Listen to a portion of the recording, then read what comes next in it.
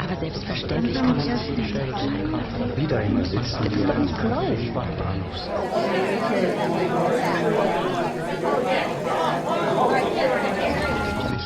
Außerdem verankern Das ist noch erfinderisch.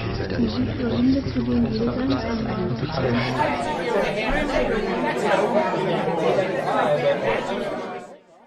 Ara, escolta la meva veu. La meva veu t'ajudarà. I et portarà a un món més desconegut. A un món blau. Silenciós. Cada cop que sentis la meva veu, amb cada paraula, entraràs en un nivell més profund, més relaxat. Estàs flotant. Ja has arribat. Ja ets a dins.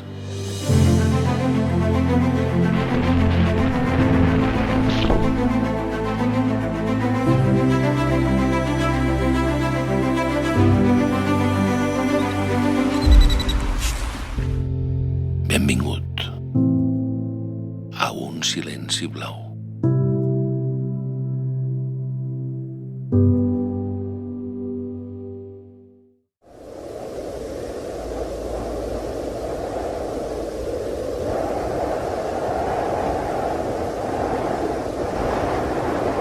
Jo la primera vegada sense haver llegit el projecte, quan em van dir al Golf de Roses, en aquesta zona, es podria instal·lar un parc eòlic, el primer que vaig pensar és dir, bueno, parlem-ne.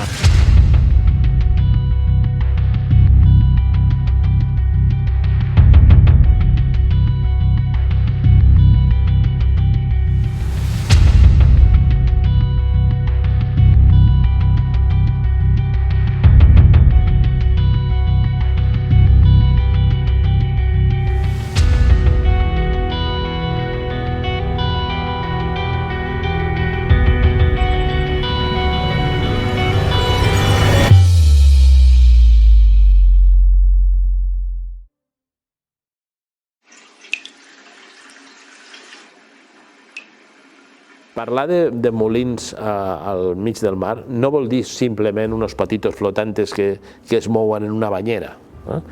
Hi ha moltes més coses que la gent desconeix sobre les catenàries, els anclatges, les estacions que tenen que canviar l'energia, les conduccions. Cal buscar un equilibri entre la urgència de prendre mesures per reduir les emissions i descarbonitzar la nostra societat i alhora fer-ho amb prous arguments sobre la taula. Que és cert que estem en un context de canvi climàtic, hem d'anar per aquí, però clar, no tot val a costa de la biodiversitat, perquè llavors el que aconseguirem és l'efecte contrari no desitjat. I els sistemes, quants més sans i en més bon estat, més capaços seran d'afrontar aquest canvi climàtic.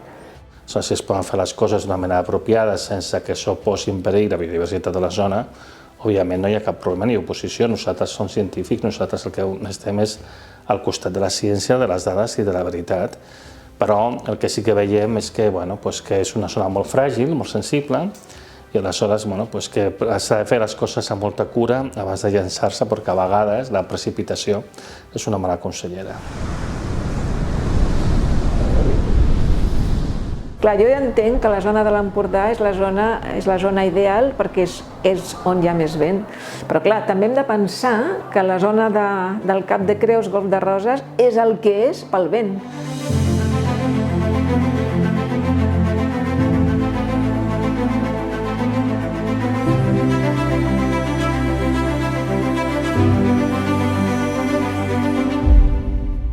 El vent és el que dinamitza tot.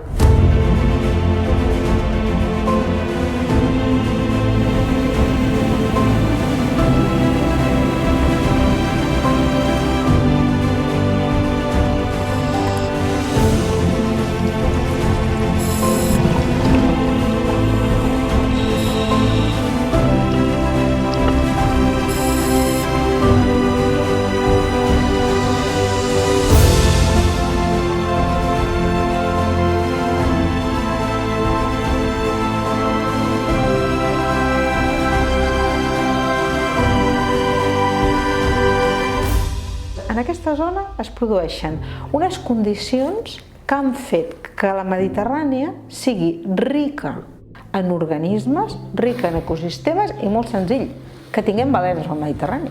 No és perquè sí.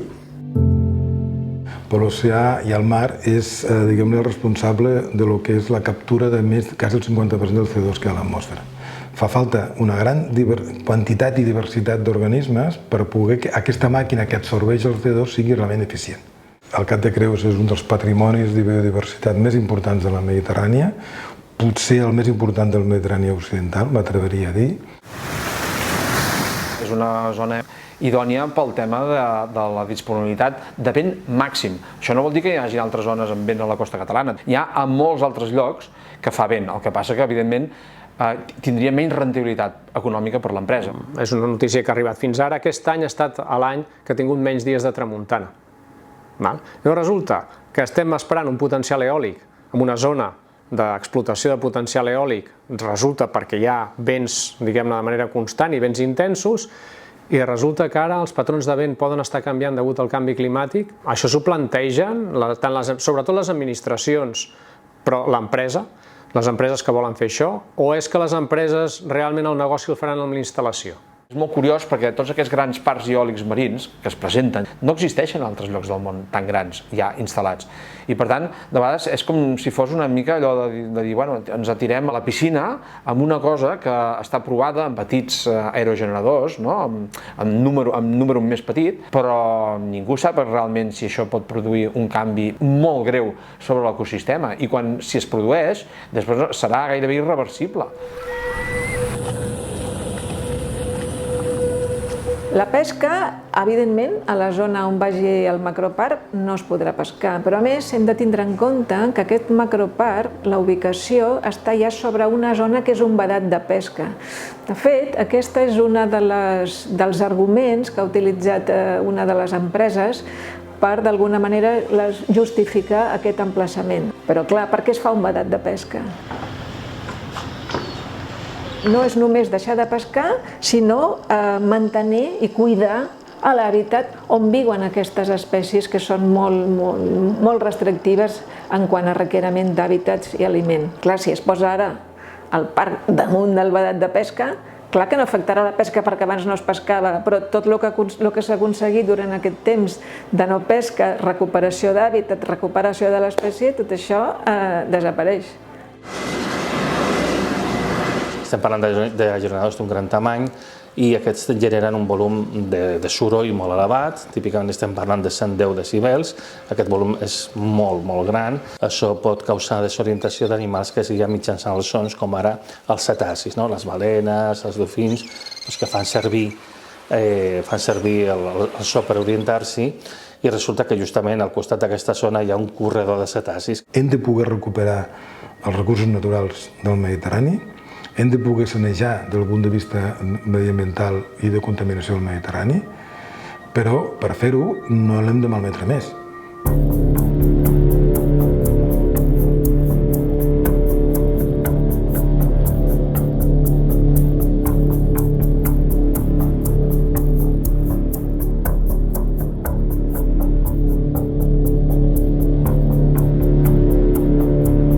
Què és més important de cara al futur?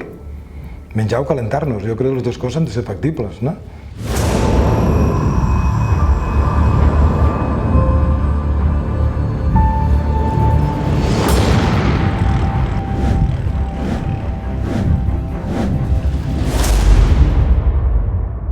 Són grans molins de vent, pensem que les seves dimensions són el que es planeja, en aquest cas, són estructures que tenen l'alçada de la Torre Eiffel. Quan venen la idea de que és flotant, un pensa, ai mira, no toca el fons. No, i tant que toca el fons. Que siguin flotants vol dir que estan agafades d'alguna manera al substracte amb unes àncores que s'enterren en el fons, tenen 3 o 4 catenàries o cadenes i com són surants, flotants, tenen un cert moviment. Quan aquestes estructures es mouen, les cadenes van llaurant al fons. Al fons vol dir que hi ha resuspensió de sediments, més turbolesa. Després pensem que a més hi ha tots els cables que connecten les turbines entre si. S'està dient que pel fet d'implantar molts de sistemes de producció renovable reduirà les nostres emissions de CO2, cosa que és molt discutible, perquè hi haurà moltes emissions de CO2 associades a implantar grans quantitats de sistemes renovables, perquè s'està instal·lant fent servir combustibles fòssils, hi haurà emissions. Els camions que portin el material, els vaixells que portin el material, no aniran amb un molinet de vent cadascun i una placa solar a sobre. Estaran gastant gasoil. Els materials que es facin servir no els tenim aquí a la cantera del Garraf. No. Vindran del liti de Bolívia, els altres metalls vindran de l'Àfrica. Tot això tindrà un cost de transport, d'explotació, en el medi ambient dels altres, a més. Bueno, i ens ho posarem aquí i diran energia neta. Quan ha costat aquesta energia neta? Las fuentes energéticas renovables son mucho mejores que las convencionales, de eso no hay duda, ¿sí? Yo prefiero estar al lado de un parque eólico que estar al lado de una central a carbón o nuclear. Jo estic totalment a favor d'aquesta transició i totalment a favor que l'energia té que ser el possible de renovable, però sense anar en contra de la biodiversitat. El que ens plantegem és, jo vull continuar fent el que feia fins ara, però en lloc de posar combustible fòssil, posar-hi renovable. I ja està. I això és impossible. Pensem que al món sempre podem continuar generant energia de manera il·limitada, tenint recursos de manera il·limitada i que no passa res. I que en tot cas, això sí, evidentment, un món finit, estem vivint en un món finit, però això igual, aquest món finit, doncs encara dona per seguir el mateix ritme durant centenars d'anys, no? Fals.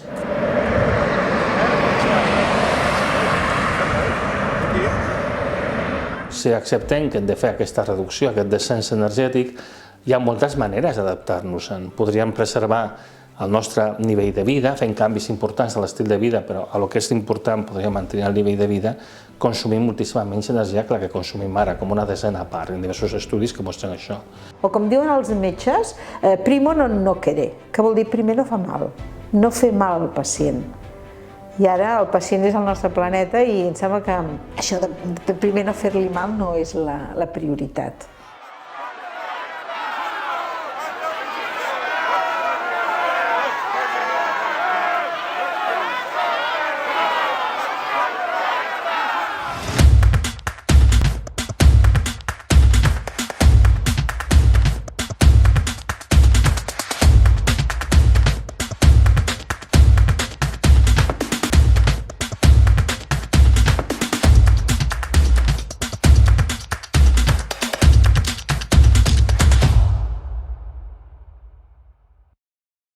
El curiós de l'assumpte és que per no voler fer canvis socials estem intentant fer una revolució tecnològica buscant de trobar una font d'energia infinita que no existeix per poder continuar les coses iguals. O sigui, estem intentant fer un impossible per negar-nos a acceptar que hem de fer el canvi que hem de fer. Els interessos que hi ha amb la producció centralitzada d'aquestes grans macroparcs estan dient, per exemple, que crec que les dades eren que amb el que es produïa aquí se podria subministrar, sembla que era la meitat o un terç de l'energia de la província de Girona. Bé, que em plantegin com ho faran a nivell de xarxa elèctrica. Perquè el que estem plantejant és entrar, o sigui, s'ha de fer una modificació de la xarxa elèctrica perquè tens una font d'energia intermitent que no va a demanda i que has d'estabilitzar. I la inversió que implica això també l'hem de tenir en compte. Algú en parla d'això? El que calen és estudis independents, estudis científics independents, que determinin l'abast d'aquests impactes ecològics i paisatgístics també en la zona. Sense aquests estudis no es poden determinar decisions de gestió per part dels polítics, per part dels gestors, fermes.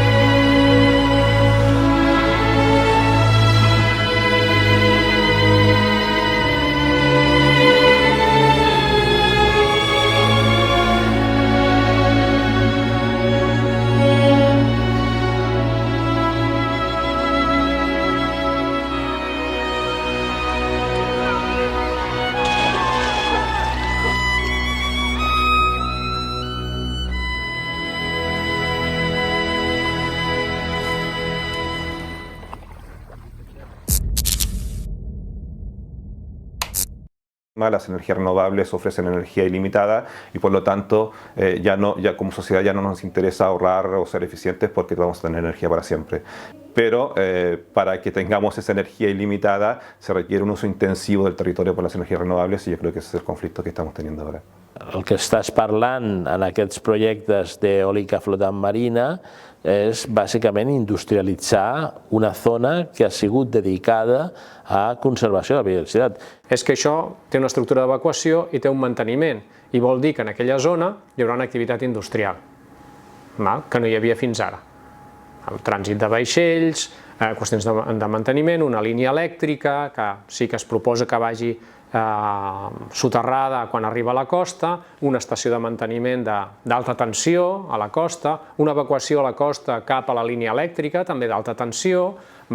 Tot això cal tenir-ho en compte i cal explicar-ho i per on passarà i quin impacte tindrà als habitants de la zona. No és només, mira, això està al mar i ja està. Los parques eólicos, las centrales fotovoltaicas o solares son cada vez más grandes, son gran industria, los grandes centrales ahora están siendo reemplazados por lo tanto por grandes instalaciones de energía renovable y eso exactamente tal cual ocurre en el territorio terrestre se está trasladando ahora al espacio marítimo.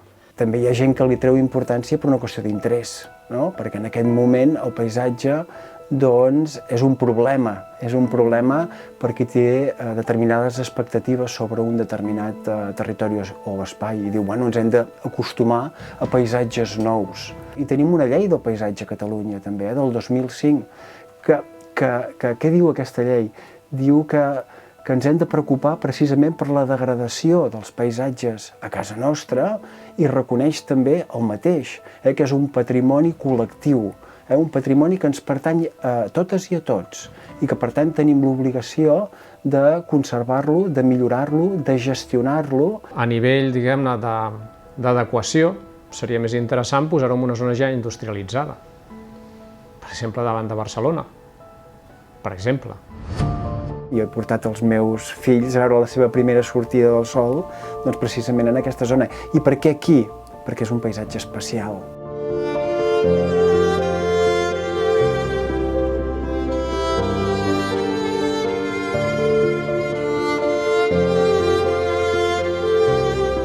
També en Josep Pla deia que les millors postes de sol del país eren al Golf de Roses. Doncs no serà el mateix amb 60 molins de 200 i pico de metres d'alçada, encara que estiguin a una certa distància, doncs no serà el mateix.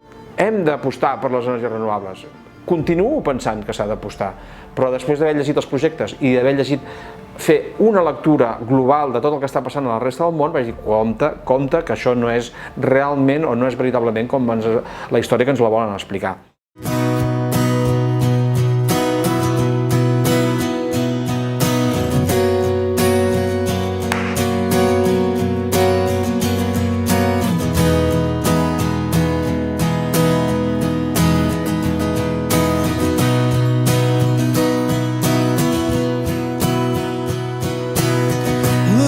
The stars, look how they shine for you, and everything you do, they were all yellow. I came along, I wrote a song for you, and all the things you do, and it was called Yellow. So then I took my turn. Oh, what a thing to have done. And it was all yellow.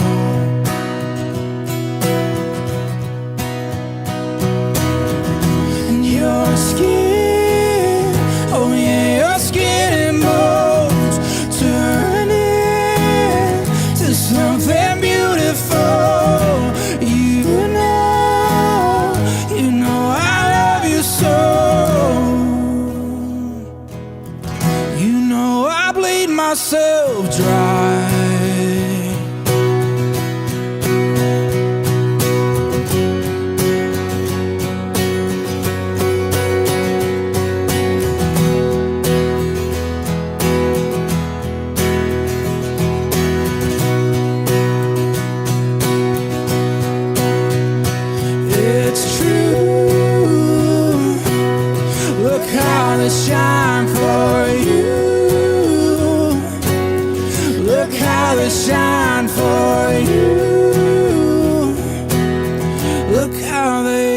time. Look at the stars, look how they shine for you, and all the things you